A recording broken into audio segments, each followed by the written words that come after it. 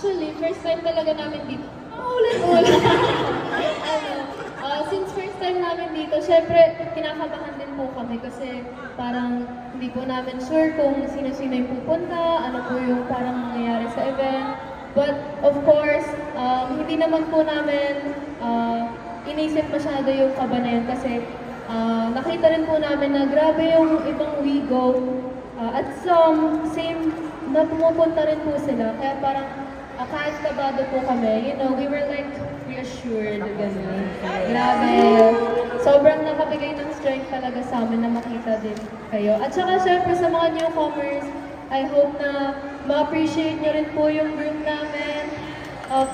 The reason why we do, of course, yung mga mall shows is because we want to promote and share more of our story.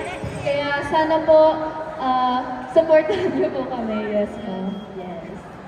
Kung interesado po kayo na makilala po kami, Jewel, we have our social media accounts po at Once again, it is YGIG_official po. Once again, YGIG_official po. Please follow us po and please check us out on our social media accounts po. Thank you po! At saka po, sa mga SOM and WeGo po, alam po namin, grabe po yung biyahe nyo ngayon po dahil napalayo po kayo.